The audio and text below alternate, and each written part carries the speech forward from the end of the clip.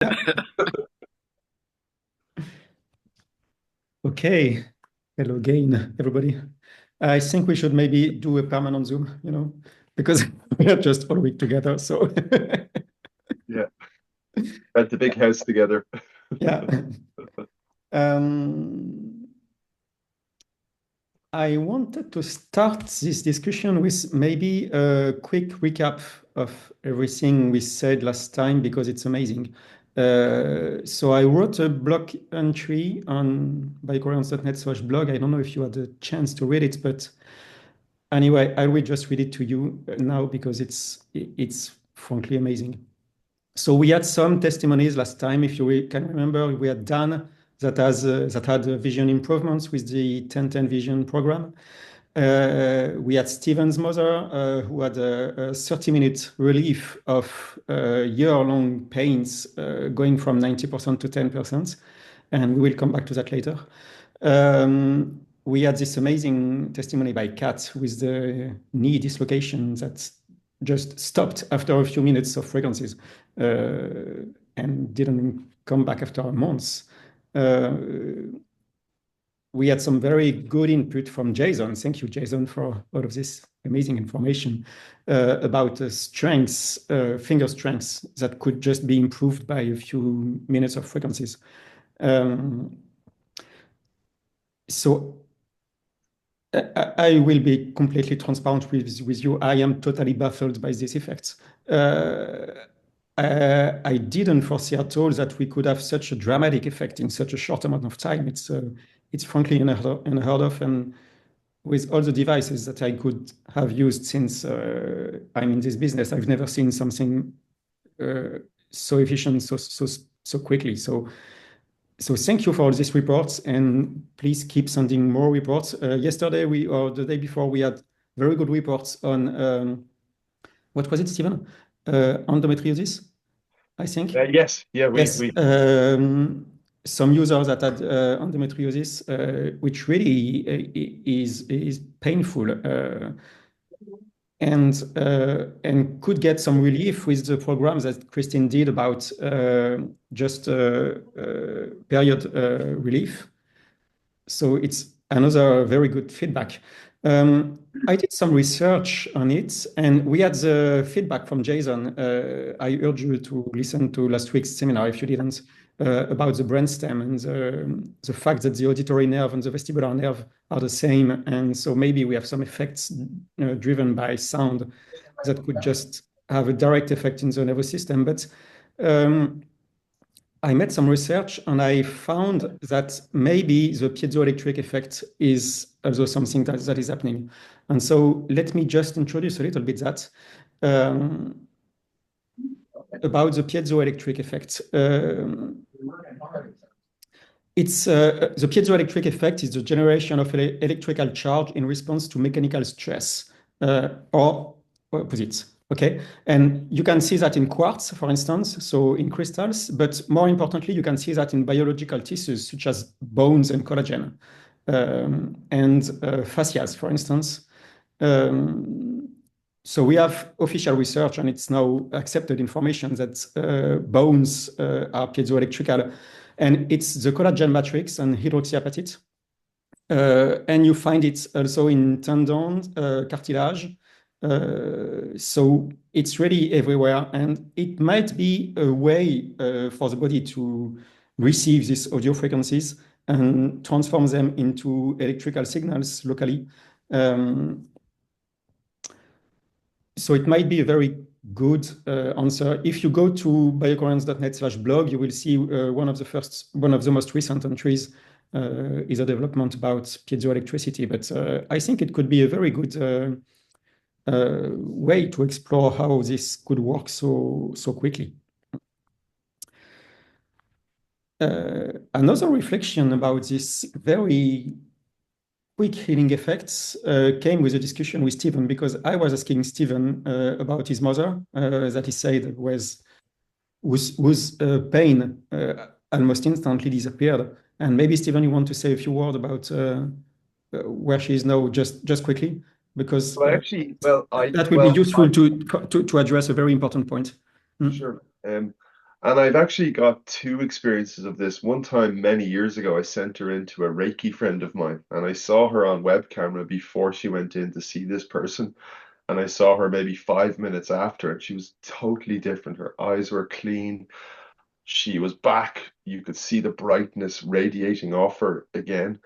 And it was the same with the frequencies. We sent her the audio file built with Christine, and, within maybe 30 minutes, I spoke to her. And it was like basically speaking to my old mother again. Pain-free, stress-free. Basically, her eyes were back to bright blue. She had a glow. She had this light around her again. And she slept for the first time, like in a very long time, had a peaceful sleep, and even actually stood up to show me that, look, I can now move my back. And, which before she'd basically struggle to get out of the chair, or she would struggle to get up out of bed. Now, basically, keep in mind, she isn't that old. Like, she's only like 70 years old, or 70 years young, as Dr. Johnny would say. Um, but then the next day, it was still okay. The day after that, it started getting a little bit worse. The day after that, it started getting a little bit worse.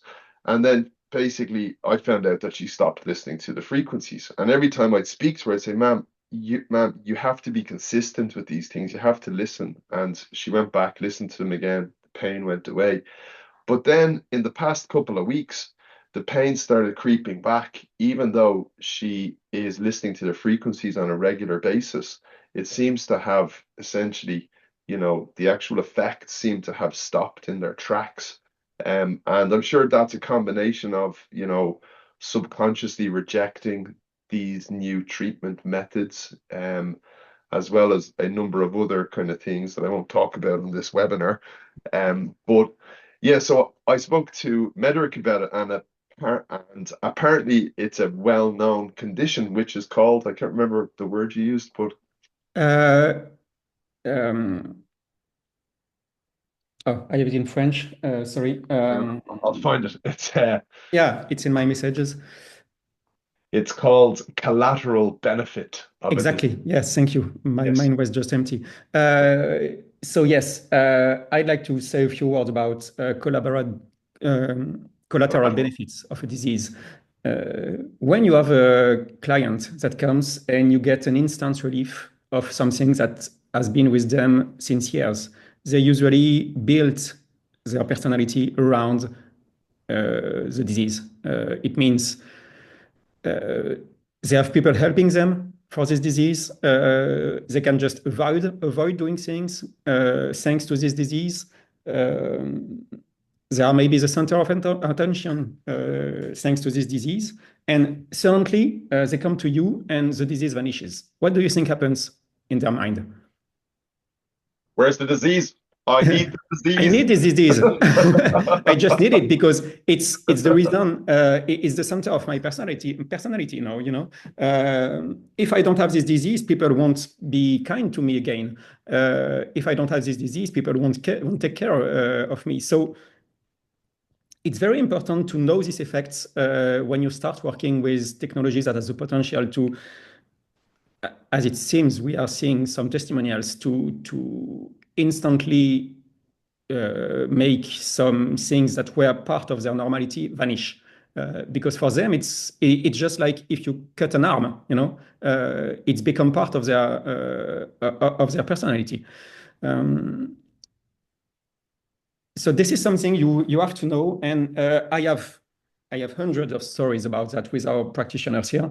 But mainly, the best way to handle this is to write things before you start, because I have hundreds of stories of practitioners seeing somebody for the second time, for instance, or for the third time, and saying, "Okay, how is your back pain going?" For instance, and the people said, "I never had a back pain in my life." You're lying. You're lying. They just forgot it because it went out so fast. There are two solutions: either go back to the back pain because this is what defines them and what helps them, or just erase it completely for their memory, from their memory, from their memory. Okay. So what I mean is, it's very important to write things, and it's also very important to consider what the people will be losing when they lose their disease. So it's not only a thing of, okay, now you're cured and you had a problem on the finger, I just cut it and everything is fine. It's more complicated than that because the thing they had on the finger was actually helping them define how they felt in life. So that's why we have to always take care everything holistically.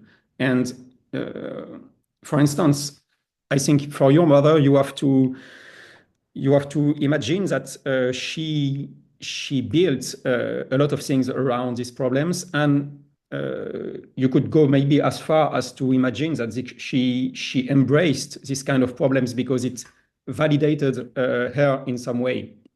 So it opens a very, very complicated box. And there is no definitive answer, and it's often more complicated to manage the aftermath of quick healing than the healing by itself. So I just want to say that it's complicated.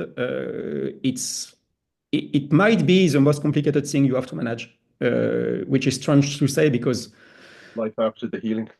yeah, no, I mean, people come to you and say, okay, I'm fighting since 10 years against this problem, and you just find a solution and it works. And so you could say, okay, I find a magic tool that could help people in the most complicated thing in their life. But now you just created something more complicated because they don't have this problem anymore, but they have a new problem, which is the absence of problem. So just think about it. Keep that in mind when you work with patients because you don't want to be taken aback with this kind of reactions. You have to consider that it's normal when something vanishes very fast. It's normal to have an adverse reaction like that and to have a resistance and maybe to want to go back. That's why it's important to write. And it's a very good transition because last week some of you said that it would be an interesting feature to have a journal inside the app. And I found out it was a very interesting feature too. So I started implementing the journal function that will be available in the next version of the app. But just as a teaser, because it's not really ready, I can show you some things if you want. But in principle, okay, I will show you. It's faster than explaining.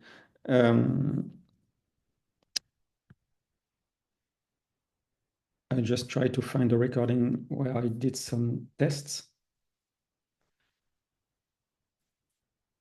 And again, this comes because of your suggestion. So please keep suggesting things. I'm very grateful for it. And it's really helpful to develop new functions based on what you want and what you need, because ultimately this is what this software is made for. Okay, so just so that I can show you quickly, there will be a new icon like that, which is a little, how do you say that in English? In French, we say phylactère, which is what you use in comic strips, this little thing here. Okay, anyway, when you click on it, it will just open a new panel where you can just write anything. But you can also add a constant.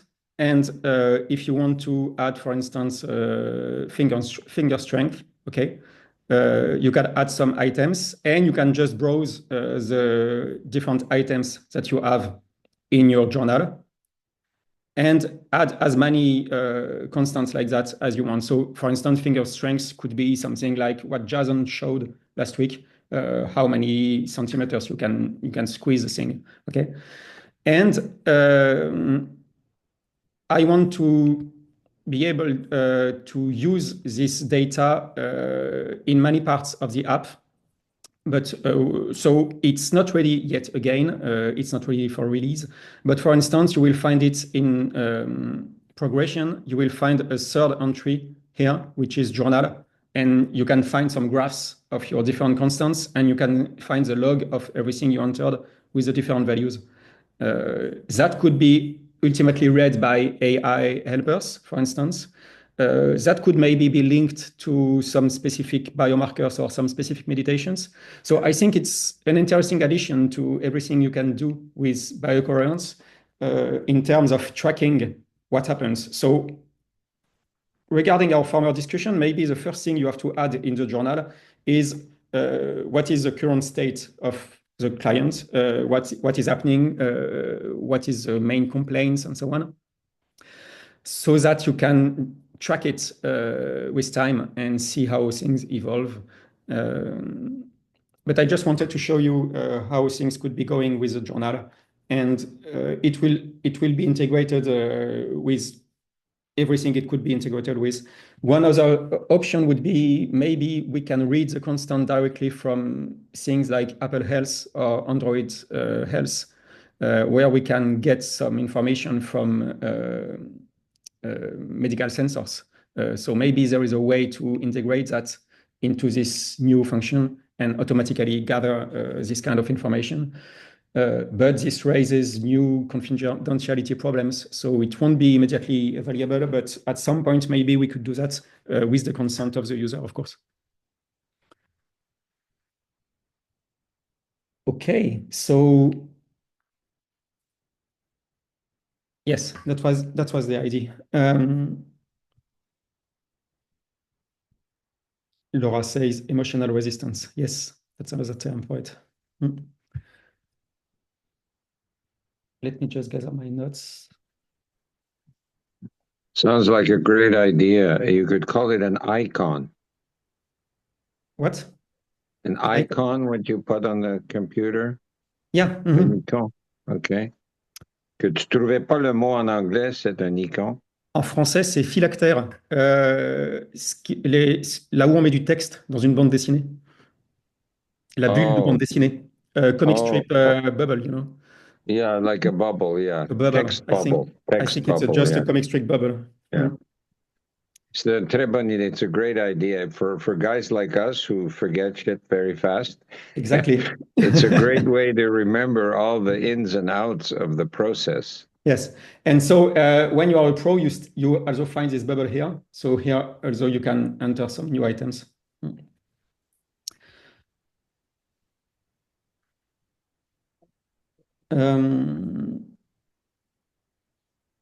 Another thing I wanted to show you, because this also came from your remarks.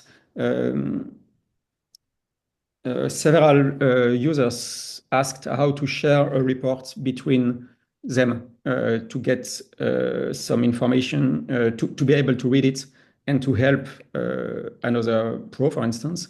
So, sorry. It's in French, sorry. Okay, cool. English. So when you share access to this record, you now have a third option in this tab, which is share with an invitation code. So you can not share at all this record. You can share it with your client or with your pro, but you can now share it with an invitation code. And you would just have to copy this invitation code by clicking on it and send it to any other user, for instance, a colleague, and they would just enter that into the invitation code field, and they would get access to your record while you leave share with an invitation code here. So they would enter this code. So for instance, you copy it, you go to settings, you enter an invitation code here, you paste it, and at that point, it will just load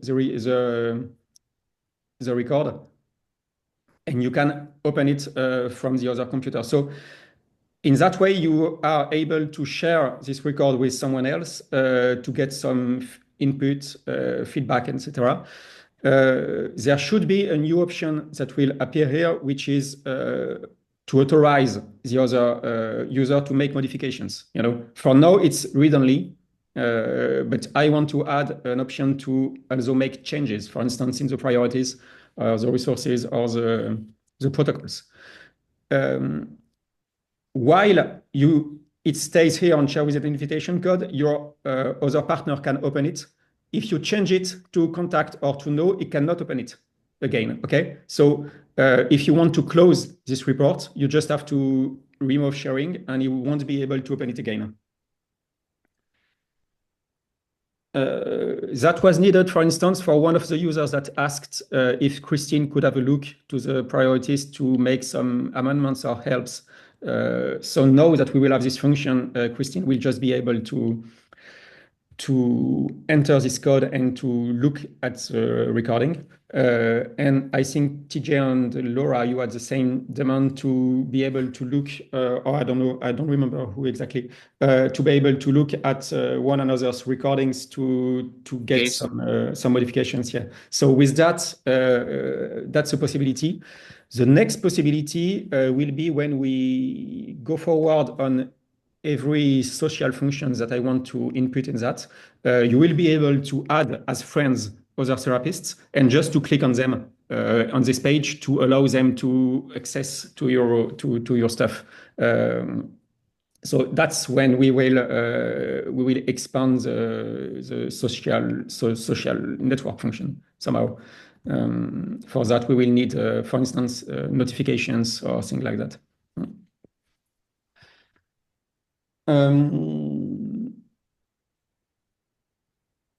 Yes, just another little function that should help you when you are on your homepage and you work on a client. If you click on About, sorry, I have to use a new contact. I don't know if you know that.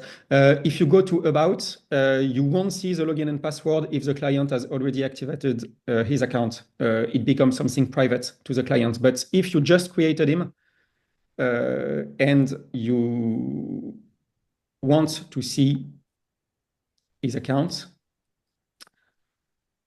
you can just click on it, and while he has not logged on the app, you can see his login and password.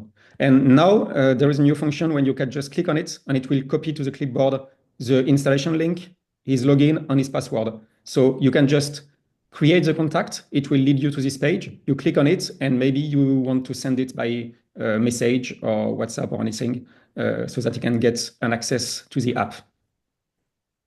So that's another new function. You still have, of course, the invite function if you want to send an email.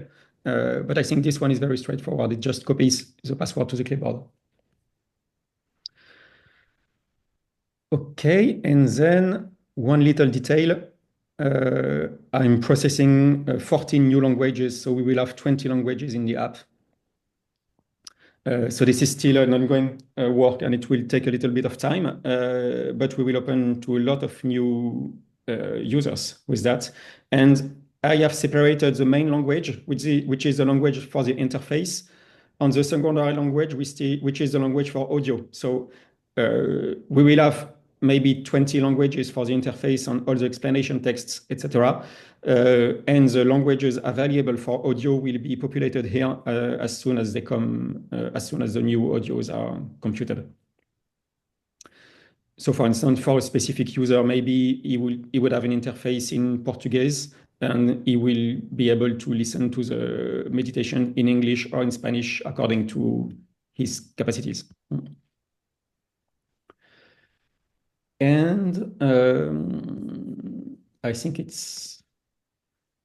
I just wanted to show you that about the app. Now the other thing, I've asked Christine to come, but she's not yet here.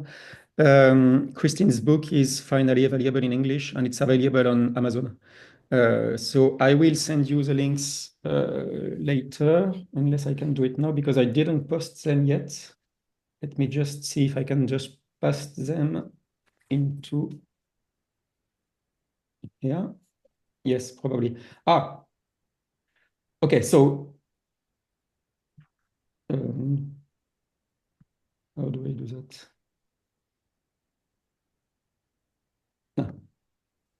Amazon. Okay, I send you just the link for Amazon US. Oh, okay. But there is What's a link. the title? There is a link on every platform, of course. So it's available on everywhere where Amazon can print, which means US, UK, DE, FR, ES, IT, NL, PL, SE, JP, CA, and AU, Australia. What's the So name of the book? this is Christine's book, Prology. If you click on the link, you can see it. And Pathology? Prology. Nephrology. What does that mean? There's a definition here. Okay. All the science that study Nephrology. complex systems from the perspective of their project. In particular, the aim of prology is to understand the nature of the initial project by analyzing its implementation and to formulate recommendations so that it can be best achieved. Application of prology to the human being with the aim of identifying the life project and objectives by recognizing resources and analyzing the physiological and situational states, whether lived, present, or desired, then helping it to be achieved. So it's more or less everything that we put into the app. So I really think it's a very valuable read. And she's working on there will be 3 books. She's working on the second one, which will be more focused on healing. But this one is really very interesting, and it's open not only for practitioners, but also for the general public.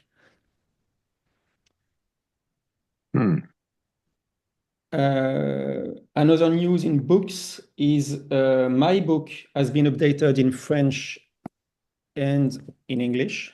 So there is no something like 40 more pages. And it is published in German too. So if you want to find it in German, I can find you the link too. I don't know if we have German speakers here. But this one is on the German marketplace, the German book, and it will be soon available in Spanish. I think the next one is Spanish, yes. Can you repeat the title again in English? Which Changing. Yours? Electric body? No? Yeah, Seeing the Body Electric. So Body Electric. ours in English on the US, you want the Canadian? Oh, anyway, Yeah. okay. I can copy you the link. So this one is mine in English on the US marketplace. But for that, for mine, you have the book, you have the links already on biocoherence.net. Yeah. /books .net /books. No, /book. Yes, /book. So here you have all the links, but this page should be updated. I will update them. I will update the page just after the seminar to add the German one and to add Christine's book. For you as distributors, I think you should package the books, at least mine, with the sensors, because it really explains everything, and the whole manual is included in the book. So just add $20 or $22. I don't know how much. Just add it to the price, and I think I can prepare a bulk order with a better price, shipped directly from Amazon to you. So if you need a bulk order of books, just ask us. And I think we have a way to ship you the books directly with a better price than the public price. Same for Christine's book if you want. You said your book is going to be published soon in Spanish as a hard copy in Amazon? Yeah. So this one that explains everything behind the app and serves as manual because every screen is explained, especially in the latest version where we added everything new since 6 months, which makes 40 new pages, like the causal chain or things like that, and I think it's ready in Spanish, so I just have to validate everything and to publish it. So it should be available very soon. Okay, look forward. Thank I you. think it's really helpful for sales. Of course, in principle, now that we are going from 6 languages to 20 languages, somehow the book should be available in 20 languages. So it's the aim, and we will try and do it as soon as possible. So yeah, it would be nice to bundle the sensor, the book, and the license. I think so, especially for the pros, so they have the package. And in that case, it will be nice for us distributors to have a batch order of books. That Yes, maybe those don't go through Amazon, but that's through what you. that's what I think. Just to show you how it looks when we ship it. When you order a sensor with a Mi code, for instance, we just put a sticker on it. This one are for Anton, so it's in Croatian. We put a sticker with the fact that it includes the Mi Plus, and the users just have to enter NME as invitation code. At that point, it will ask for pairing with the sensor. It will retrieve the serial number of the sensor. It will query our database to know what license has been paired with the sensor, and it will directly activate it. So when you buy a sensor packaged with a license, with a Mi Plus or a Pro Plus license, it's directly on the box. So it's easy for you to manage an inventory, and it's easy for the users to activate it. You don't have to do anything complicated. People just go to the install and enter this code as an invitation code. Mm-hmm. Great. It could be the same if we do specific package like we discussed yesterday. If you want, for instance, us to create a package of the sensor with 6 months of Mi Play, or 1 year of Mi Play, or I don't know what, we could create this package and just do a specific sticker with an invitation code, because now we have this technology that can just retrieve the associated license when you enter the invitation code at startup. So it's easy to manage. Speaking of that, there was also a very interesting idea yesterday. In fact, yesterday was very productive, and I have a lot of new ideas to implement now. So thank you again for that. There was a very good idea to on the screen. Let me show you the screen again. So not this one. On the screen of a customer here, the idea would that you, as a pro, you would have a button here to grant him, for instance, 1 month of Mi Play or 3 months of Mi Play directly. And if you click on this button with a confirmation, it would automatically create the subscription on his account that would be activated the first time he launches the app. And you would be debited in your next invoice of the amount minus a good percentage for you, so a rebate. So the idea would be that you would be able to handle your clients, his login, his password, maybe a sensor that you would rent him for a month, and a prepaid subscription that would be directly activated on his account. So you would take the money directly for the client, for the sensor renting, for the Mi Play subscription, and of course for your work. And the client wouldn't have to pay us anything because everything would be handled by you. So that's an idea that came yesterday, and I think it's a very good idea. And I think the possibility just to activate one license from his account, from your account on his page, is very easy for everybody. So that will come quickly too, I think. That's wonderful. I have one question about that. I'm just thinking about the case that the patient has an old phone, and then the app doesn't run properly. So before we grant the license to them, it'll be nice if we can just send them the regular invitation with a code. They install the app. We double check that it plays properly and it doesn't crash. And at that stage, then we go and press that button to Yeah, I think program there. I Would think it's a that good work idea. in that way? Yeah, I think it's a good idea, and to be honest, I already thought about it because my thinking was if you don't give him the license, he will have 5 days to test. So it wouldn't really be fair if you give him the license that it doesn't have the 5 days to test. So my idea was to activate the license after the 5 days. So somehow you would give him 1 month of me play, but this month would be activated only after the 5 day trial is expired, which would be fair for everybody. So he would have 5 days to test it, that everything is okay. And if he continues to use it after the 5 days, they would have a message to say, okay, now your monthly license is activated. And only at that point, you would be debited of your share of the price.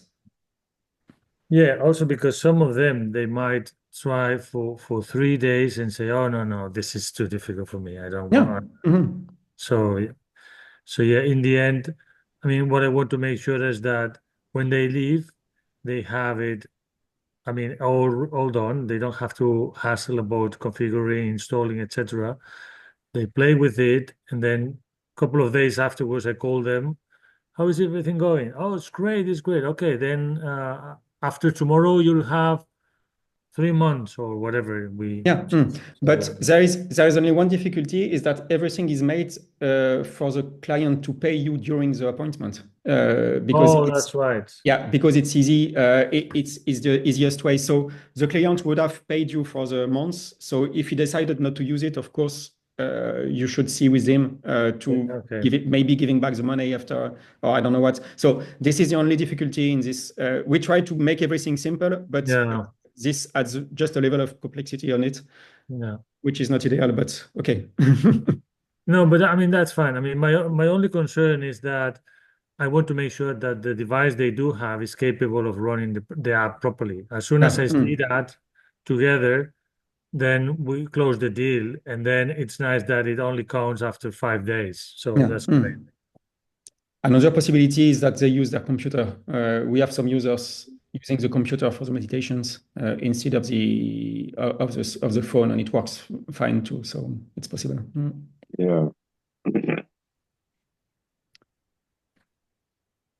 Okay. Any questions? Is it possible to have it running on both computer and the phone at the same time? There's no conflict there? Yes, we spoke about that yesterday. The principle is that I don't want you to be constrained, and you as a user, you should be able to use it on different devices. But the key point is at the same time. Right now, we do not enforce how many computers or devices you use at the same time with the same account. But to be fair, we should sell it as a seat. It means one seat is one user at the same time, especially if we want to sell to clinics, for instance. And for clinics, we could sell, I don't know, 10 seats. And so they would have the possibility that, for instance, they have 100 practitioners. And at any time, 10 practitioners could use the software at the same time. That's called 10 seats. So it's a very fair license because the clinic would say, okay, we would use it approximately 10% of the time. So we will take 10 seats for 100 practitioners. And if it's not enough, they could just subscribe to additional seats. That's the usual way then these kind of softwares are sold in enterprises. Now, for the individual user, I think it's fair to say that you could use it on you can install it on as many devices as you want. The question is, can you use it on 2 devices at the same time? This is still an open question. Do you need to have it open on your computer and at the same time on the tablet? I'm not sure you need. So somehow, if you have it open on the computer and you launch it on the tablet, there should be something that happens. Either it says on the computer, your license is currently on use on the tablet, or it says on the tablet, you should close the computer first. So one or another, but again, this is not yet enforced, but at some point it will be enforced, especially if we start having corporate customers with multiple users. Yeah, I find it much easier to visualize things on the laptop screen, but it's not convenient to be listening to the meditation and the and the sure. harmonic boost much more convenient on the phone. Yes. So, if it's an individual, I mean, we still have only one body and two ears, so I can't be using it at the same time. It's just what function I'm using at what time. But if you're telling me I would have to close it on one to operate it on the other, I don't think that's too arduous. But it would be better not to have to worry about that if Yeah. possible. So Again, yeah. right now, if I download it on my phone, even though I have it on my computer, it should work smoothly. I haven't done it yet because I have an Android. So, but it should be able to work on both at the same time. I mean, open at the same time on both. Yeah. So just somehow we have to find a way to just prevent abuse. Yes. That I don't know, 20 people use the same login or something like that. And again, it's not yet enforced because we don't have this kind of problem right now. So we will find the best solution when we start having this kind of problems, which would maybe be someone abusing one license and using it with 20 people, I don't know, or something like that, which would just I see the problem. be bad for the system, Thank you. I'd like to bring up a point, and I don't think it's a problem per se, but I have my laptop is going, also my iPad. So I have the software installed on both devices.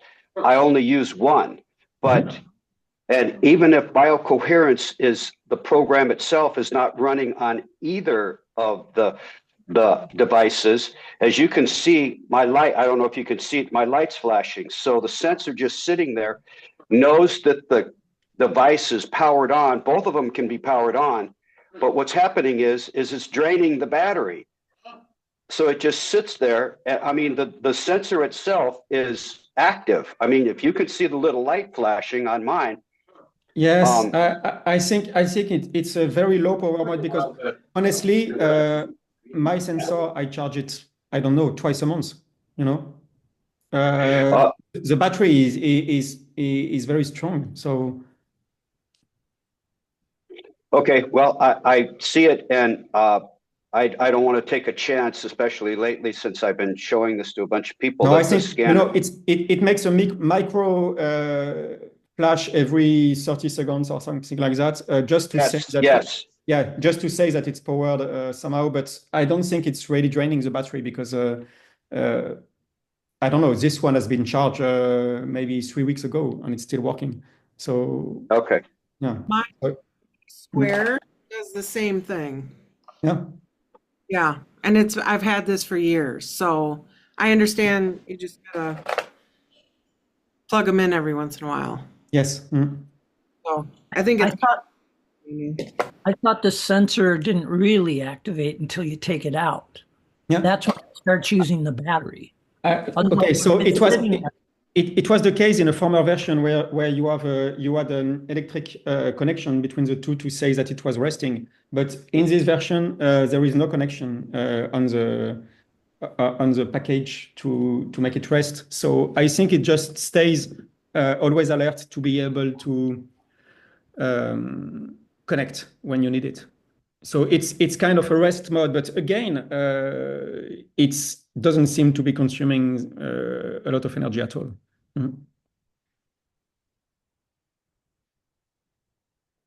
I don't necessarily have a way to gauge it, but when I see it flashing and it sits there on my desk and stuff, or I pull it out of my laptop bag, and I thought, well, I better throw a charge on it, and it really, is there a way to look to see of the full charge? I mean, not when you're using it. Let me just click it on here. Oh, I see. There is a battery indicator. Okay. Yeah. And you also have a battery indicator in the app. I don't know if you noticed that, but on top of the app. Yes, at the top of the screen, I've seen it. Yeah, on top of the screen with the icon of the Bluetooth. It's actually a battery, and when we connect it, it will indicate the level of charging. Now, Okay, I have maybe 5 or 6 different devices on my desk, all with BioCoherence loaded, and like a Windows, a Mac, an Android, an iPad, and so on. And I use only one device, and it works really seamlessly between all devices because now we are proactively connecting when you start a recording, and we are shutting it down when you stop it. So it's actually shut down by the software and disconnected from the Bluetooth, but it stays. This little blinking thing does mean that it's reachable by the app and by any instance of the app, because again, I have like 6 different instances of the app and only one sensor, and it works fine. Each time I launch a recording from any one of these devices, it just connects directly to the last one. Yeah, well, I'm only going to say I only really notice it, when I look at the sensor and both devices. That's the only time I ever noticed it. To tell you the truth, I've never taken it out of my pocket when I'm away from my devices. So that, I mean, it makes sense. I was just curious because I didn't want to, that's all. No, I think it just stays in sleeping mode to be able to be contacted somehow. But it doesn't seem to impede the battery life, so it's fine. A couple of tech questions there in the chat there, if you want to have a look at them, from Kat and Steve and TJ.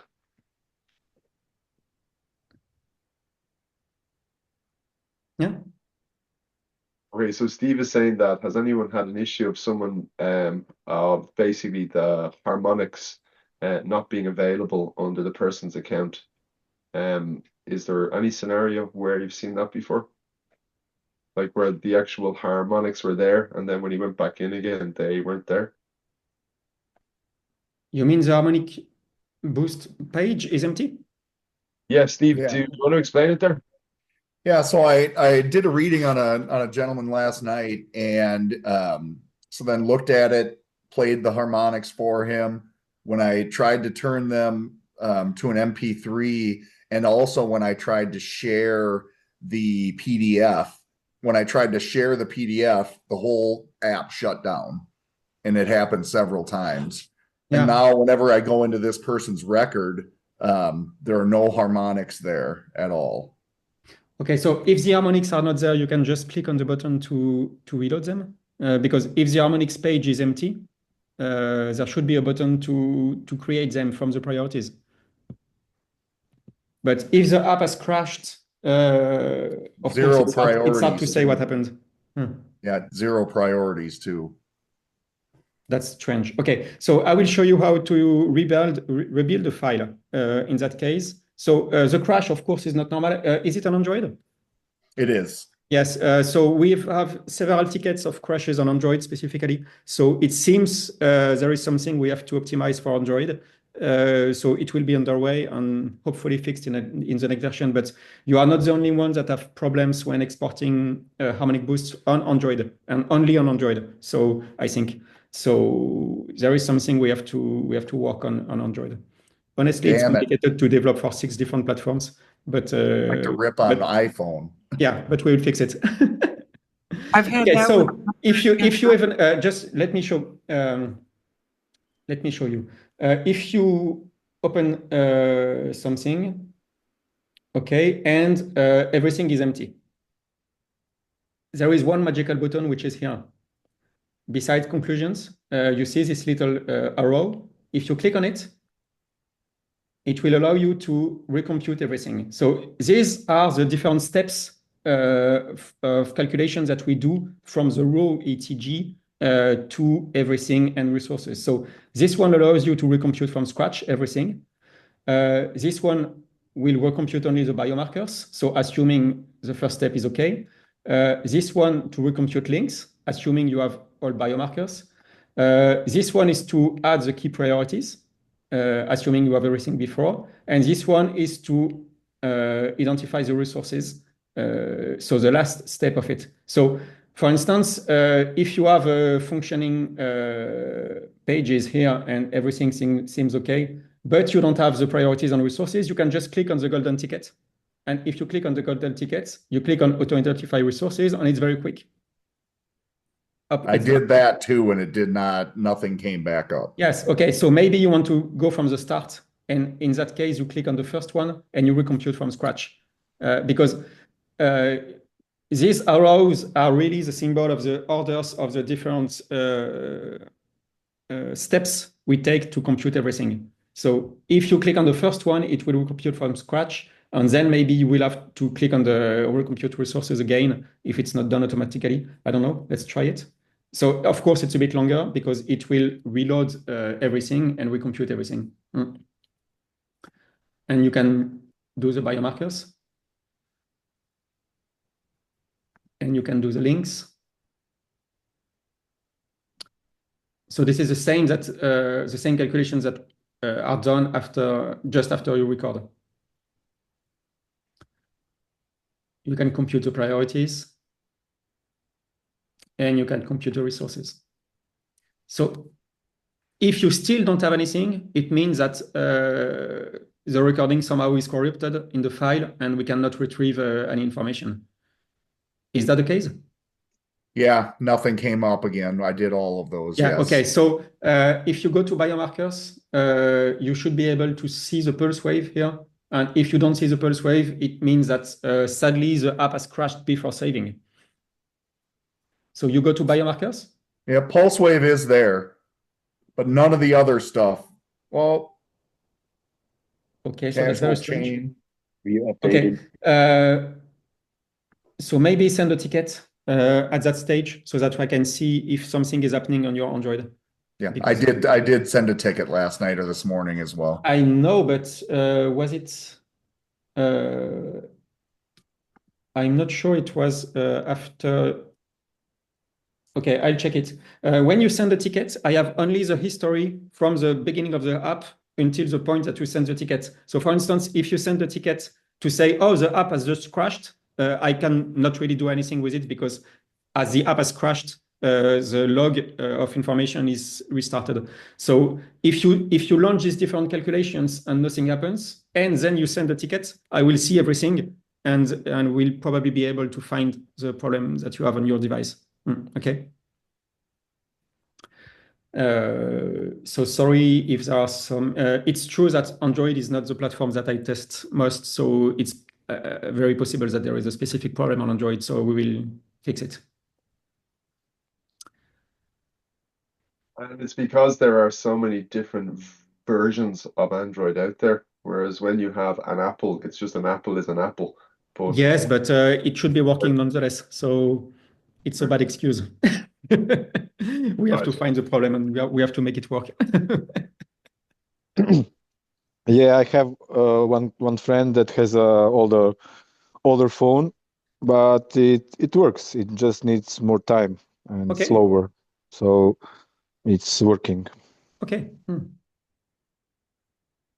Could I ask a question? And it's been a long time since I've done this, but I used to do testing for Microsoft. It would be PC. And then I probably right now have a separate computer that I can set up as a debug, and I'd have to link to it hard link, but maybe I can run the app, just sporadically. And would you be interested in capturing a debug break? If I could send that information to you? I'm not sure I would have more information than the ones that I already have with the tickets. Okay. When you send a ticket, I get a log of everything interesting that happens in the app, including, of course, the errors, but also what databases are calculated or not. So I have designed the debug log to be able to help me find the problems when they happen. So I think it's more convenient for us to have this debug. It's enough. I mean, I clicked on the biomarkers. Oops, sorry, Dan, go ahead. Well, I was just saying it might be helpful if I did have a crash and I was already in debug, so it would break at that point.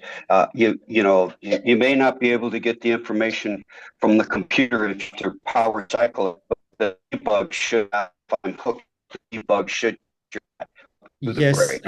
Anyway, that's all I'm saying. We could try, but I'm not sure it would really help. I think there is only one case of crash, and that is memory overload, because the crash happened when you try to export a big MP3, for instance, or to export maybe a big PDF. I don't know.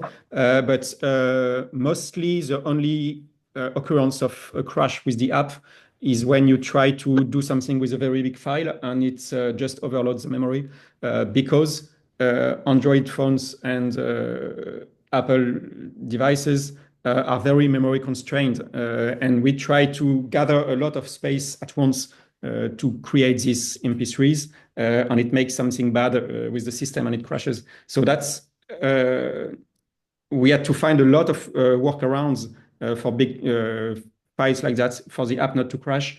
For instance, not to be too technical, but for instance, when we write an MP3, we cannot write it at once. We have to write it by chunks. So we had to write little chunks one after the other so that the memory is not overloaded on these very constrained systems, because it's still a very small computer, you know. Even if we have a lot of memories now, a lot of memory and a lot of power of these devices, it's still it doesn't want us to use a lot of resources of the device. Otherwise, it just kills us. It just kills the app. That's why we had to limit the duration of the MP3 export. And it's more limited on Android and iPhone than on a computer, for instance. I wanted to let you know that I clicked on the biomarkers like you were talking about, and then I clicked on that pulse wave and it worked through something, and I went back. The personal guide is now there and the harmonics are now there. Magic. After doing that. Okay. Okay, so this function is useful in case of a crash, because usually it shouldn't happen, of course. And in the best of worlds, you shouldn't have to do that, because the app should be able to detect automatically that something went wrong with the file and just initiate the recalculation by itself. It's just that this particular feature has not been detected yet, but at some point, maybe when we open a file, we could see that something is wrong on it and just recalculate it directly. It would make sense, of course. So at one point, it should be automatically fixed. But in the meantime, you have these magical buttons that allow you to recompute everything. And by the way, I didn't say that since long, but I find it amazing that you get exactly the same results if you recompute everything from scratch. It is highly reproducible, you know. And in this field of alternative medicine and energetic devices, most of the devices are random number generators, you know. So they have pretty displays, but everything is calculated randomly, and you cannot reproduce anything. So it means that with most of the devices on the market, if you do a second recording of someone and you try to recompute the same recording, you will get entirely different results, which is absolutely not the case with my system, because here we are computing the same mathematical operations from the same recording. We get exactly the same results. And if you want to test by yourself, you can just click on these icons, which will recompute everything from the raw recording.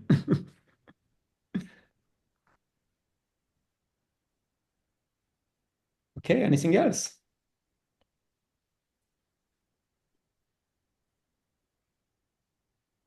Great job, everybody. Yeah.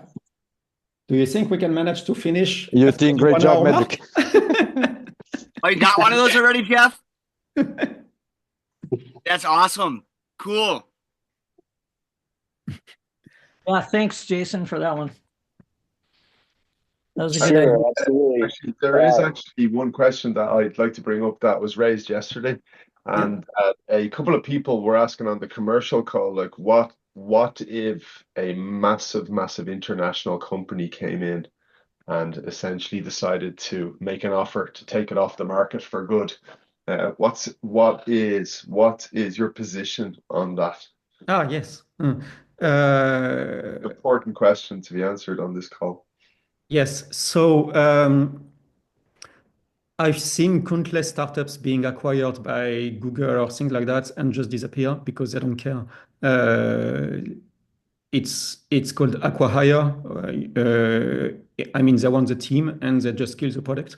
So I'm absolutely not interested in that. And what I said yesterday also is that I've made enough money in my life to be not interested by money anymore with my former companies and so on. So we have no investors, and I don't want investors, and I don't want to sell the company because the goal of this company is not to make quick money or things like that. The goal is really to change the world and to empower people to heal themselves and to create a network of caring users, you know. So this is not really a risk. I mean, nobody could. If the goal was to make money, of course, and one company came and said, "Okay, here is a big chunk of money, and we want to buy you," yes, but this is not the goal. And it's also why I don't want external investors, you know, because I want to keep the product on this axis. And it's also very important to create a product where you can essentially open a part of yourself through the meditation, because when you work on meditation, you just work with all the layers of your being. I mean, conscious being, unconscious being, energetic being, and so on. And everything works together, but this is somehow managed by the voice of the meditation. So the intent of the people creating the thing is very important. If we change leadership, you don't know where this could going, where it could be going. So that's why I've made the necessary things that leadership could not be changed by just owning the entire company and not wanting to sell it. Boom. Thank you, Stephen, for the question and Melody for the answer. That was Question that had to be asked after yesterday's call, you know? Yes. Thank you. Eat that, suckers.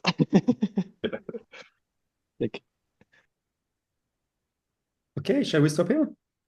I had one comment to add Yes, please. to just the beginning of the conversation, talking about the testimonials and people experiencing strong results in their pain, and then those kind of dropping off a little bit. Yeah. I would suggest that just because, you know, habit, the brain starts to habituate things.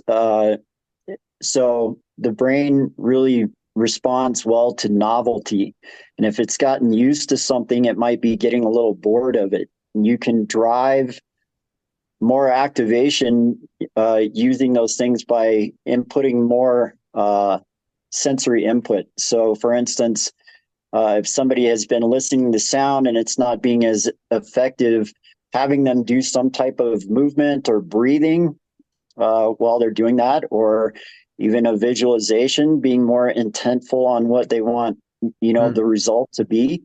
But even something like just having them squeeze something in their hand and use strength, or put a load or a weight in their hand, or have them stand or be in a different position that demands a little more activation of their body while it's happening, you can probably continue to drive those results.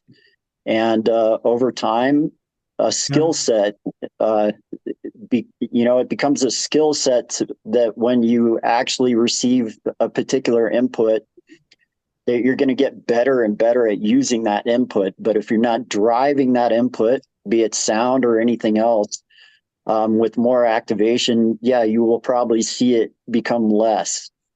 It's a very good remark, because I remember reading that you can better memorize things if you walk or if you do some physical activity while you are learning something. Yep. And it's a very good input, and maybe we should find a way to integrate that somehow. Yeah, these things that one of the things that that will come in the next version is that we will have biofeedback on the harmonic boosts, meaning that when you play the harmonic boost live, there will be an option to measure how the harmonic boosts are acting in your being by just measuring things in real time while you're playing it. And it's just a side talk, but maybe we could also add some inputs like, okay, stand up and walk a little bit, or things like that, to make it a whole experience. Yes. And we also had the ideas to include some exercises in the app, like how to breathe, or how to calm your mind and try to levitate the stones, or things like that, or maybe vision exercises. We discussed this with John, things that could be integrated as little exercise modules in the app. So maybe something like, okay, just stand up and take 10 feet. That could be useful. Mm-hmm. Yeah. Yes. We have a little program. I've been talking with Jason, hoping to get his input on integrating some of those exercises. Okay, great. That we can pair with sounds too. Yep. So you're getting the sounds and the movement at the same time. And we've been talking a little bit about that. Yeah, that would be great. I think it would be a very valuable new module exercises to do. Mm. I would say that if I've been doing this. Go ahead. Well, I just wanted to say, my vision has been, it's not steady. It's been decreasing, even though, and I'm not seeing the Daniel, vision. Daniel, we have really a hard time to understand you. Can you maybe write your question? Your audio is breaking up. I'll just have to let it go. Never mind. Or maybe remove the video and just put the sound, because we cannot understand what you say. The connection is your too audio bad. is broken. Okay, so I've been having this. Is this better? Yes, fine. Okay, so I've been having the problem where my vision has gone back. It's been decreasing. So I wasn't consciously thinking of this, but I knew that because of the other Dan Winter, Patrick Bhatti's software, they shift it so your body. And it's plasma.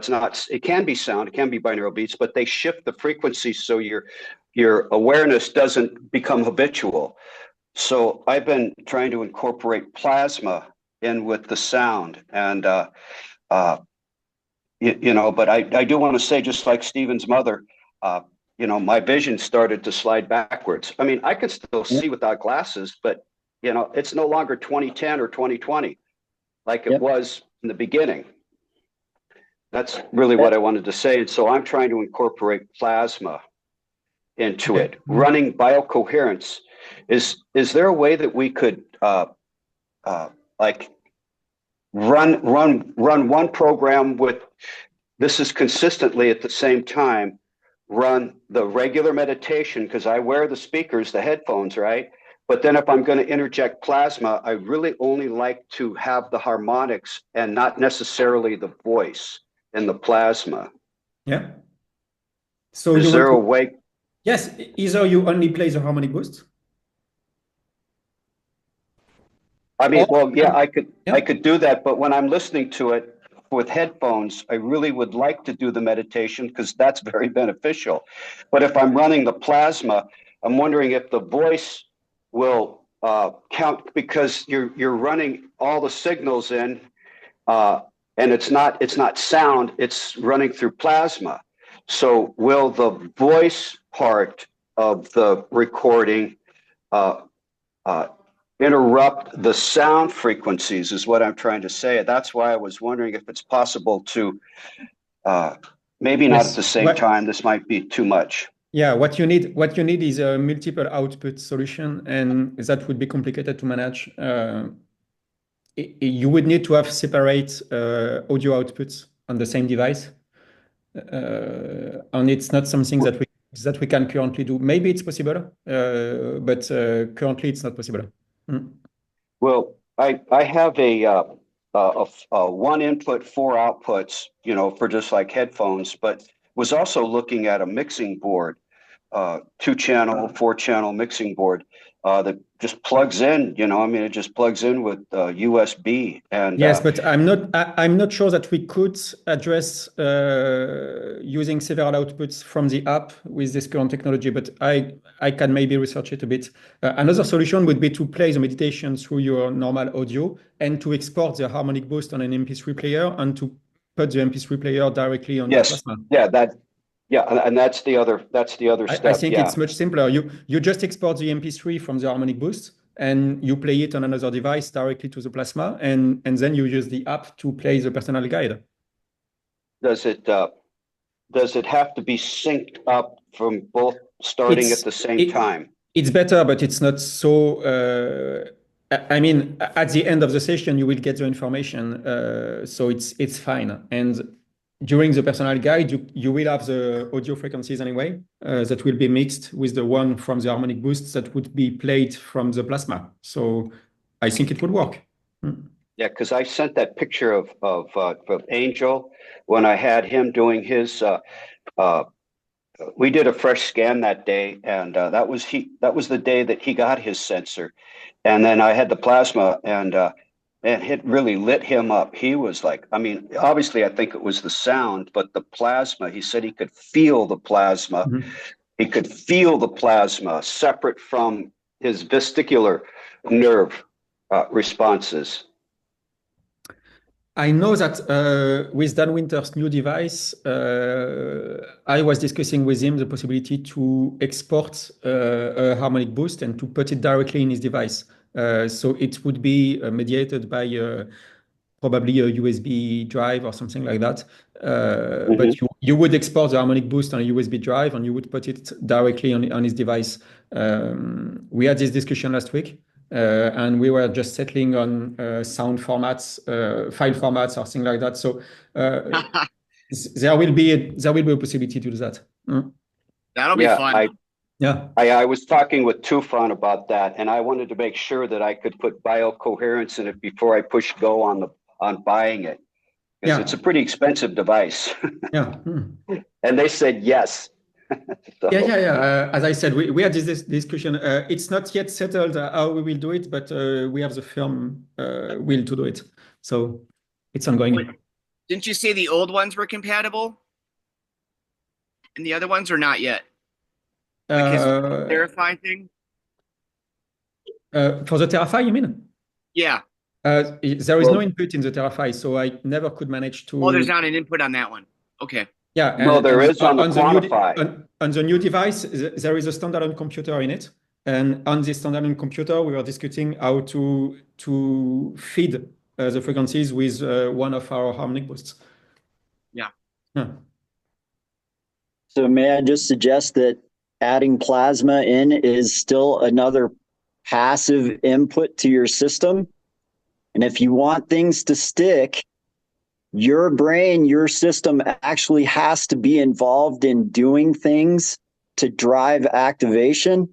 Mm-hmm. So if I manipulate somebody's joint and then see how long it lasts that they feel better, it always works better if they do the manipulation themselves, because their brain had to learn something. So if you want to include plasma, that's great. But if you add a load or you make your eyes do something while you're using these passive inputs, you're driving more activation in the areas of your brain that actually are responsible for moving these things, for receiving the input or interpreting and processing the input.